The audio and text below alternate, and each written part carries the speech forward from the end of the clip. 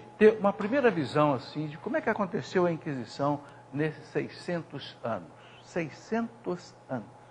Bom, ela começou no ano de 1231, quando o Papa Gregório XI criou o Tribunal da Sagrada Inquisição. Depois nós vamos ver como direitinho nas próximas aulas, tá?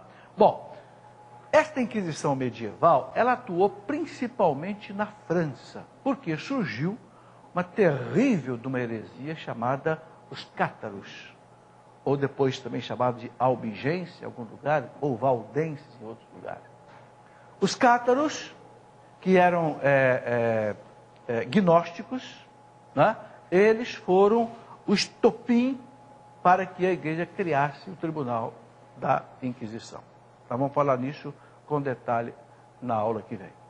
Depois nós tivemos a Inquisição Romana, por volta de 1542, século XV e XVI, uma Inquisição que foi criada em Roma para julgar a heresia do protestantismo. Porque o protestantismo, vocês sabem, começou na Alemanha, passou lá para a Inglaterra, com Henrique VIII, avançou para dentro da França, com os huguenotes, avançou para dentro da Suíça, Bélgica, Holanda, a Escandinávia e chegou na Itália. E aí o que aconteceu? Muitos padres, até monges, começaram a se tornar protestantes. E aí a Inquisição entrou para julgar a heresia, porque a Inquisição foi para julgar hereges e heresia. Então, foi a Inquisição em Roma. Ok. O Galileu Galilei, que nós vimos na semana passada, foi julgado pela Inquisição Romana. Por quê? Porque o Galileu foi suspeito de heresia. Entende? Por isso que ele foi julgado pela Inquisição. Só que ele foi condenado erradamente, como nós já vimos, mas não sofreu pena de morte pela Inquisição.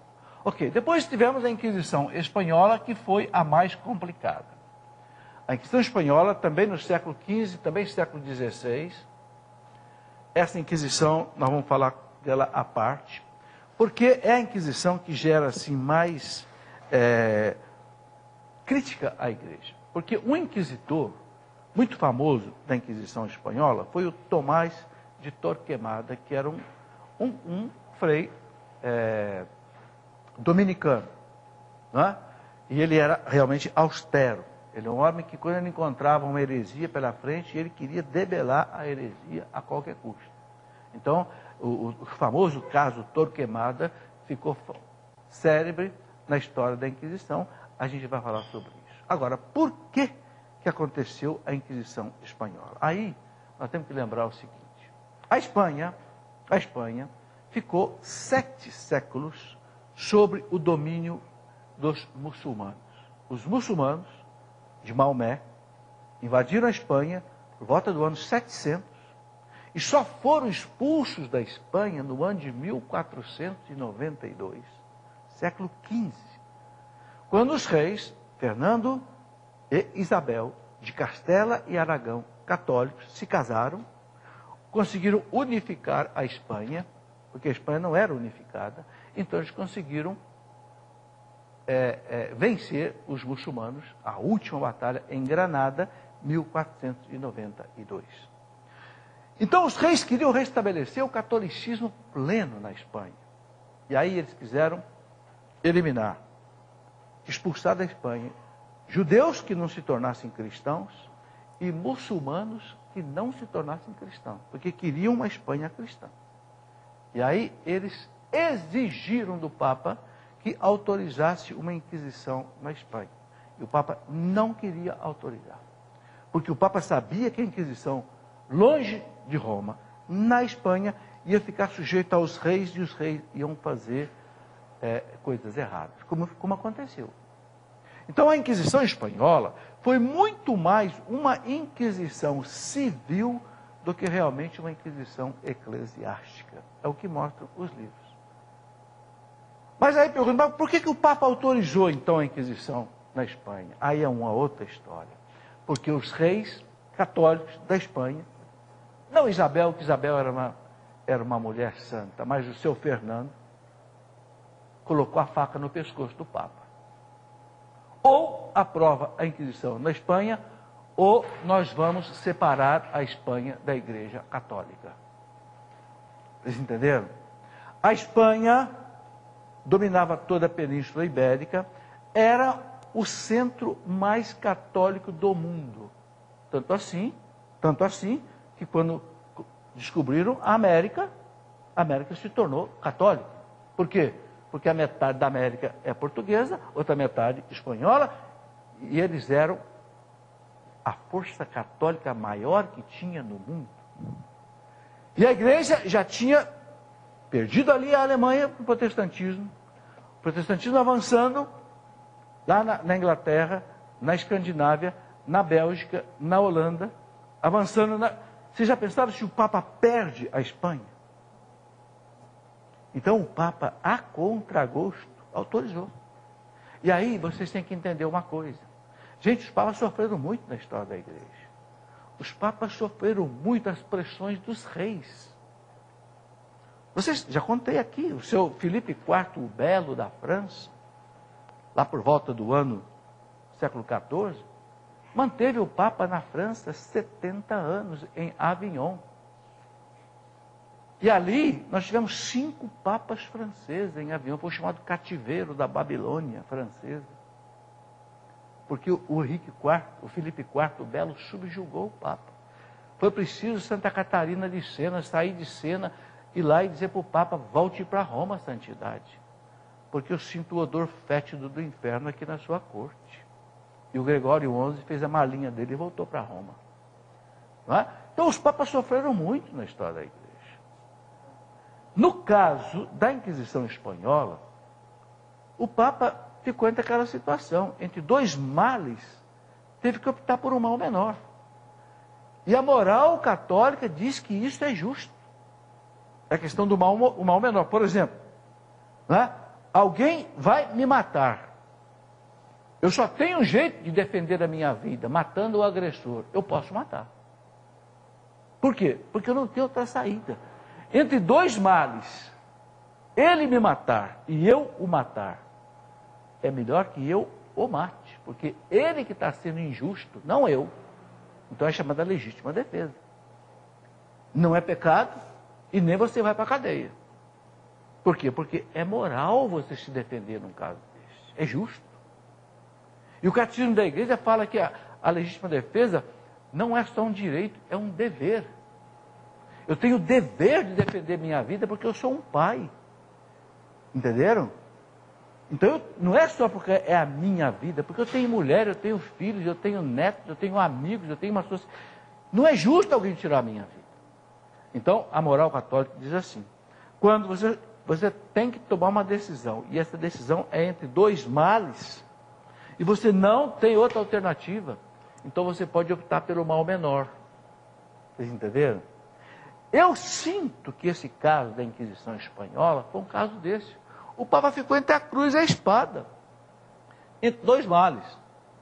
Se ele aprova a Inquisição, ele sabe que o rei vai abusar da Inquisição, como abusou. Abusou para perseguir os judeus e para perseguir os muçulmanos na Espanha. Aconteceu, a igreja não nega isso. Se o Papa não aprova a Inquisição, ele perdia Portugal e a Espanha, talvez perdesse toda a América e toda a África, que depois também foi colonizada, e até a Índia, a Ásia. Então, o que seria melhor perder? Vocês estão entendendo? A sinuca de bico que o Papa fica, às vezes. Gente, não é mole ser Papa não, viu? Então, o Papa autorizou a Inquisição na Espanha, porque ele não podia perder a Espanha e Portugal. Bom, é isso que eu entendi dos livros que eu li. Entenderam? Eu já falei para vocês que eu não sou erudito em história e posso até estar cometendo aqui algum engano e aceito críticas de todo lado, podem passar e-mail para mim, quem passar e-mail para mim documentando que eu estou errado, eu chego aqui no outro programa e eu retiro o que eu disse. Agora, por favor, documente de maneira séria, porque eu vou documentar tudo. Cada frase que eu passar aqui nos slides, vocês vão ver a referência bibliográfica embaixo, porque não é minha. e não pode ser minha. Certo? Vamos lá, senhor Ricardo. Vamos começar então. E o Ricardo vai me ajudar, porque o Ricardo é formado em Direito.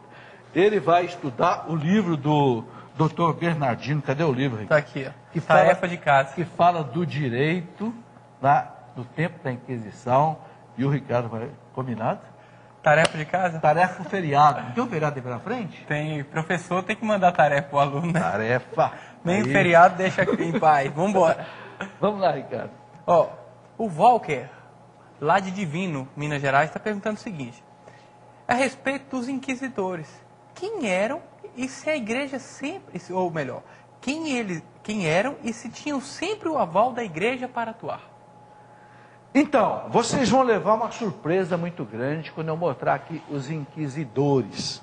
A palavra é essa mesmo, gente. É inquisição, mas os homens do tribunal chamam inquisidores.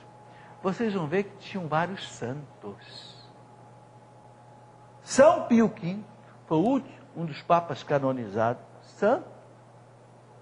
Foi inquisidor. São Domingos de Gusmão foi o primeiro inquisidor que o Papa chamou. O Papa que instituiu o Tribunal da Inquisição, 1231, Papa Gregório IX, o Papa chamou o dominicano, São Domingo, que fundou a Ordem dos Dominicanos, para ser inquisidor. Ok?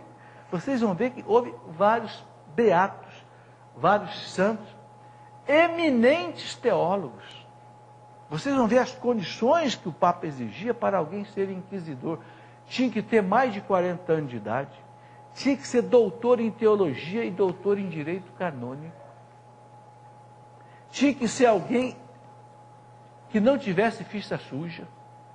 Não pense que os inquisidores eram qualquer pessoa, não. Não eram.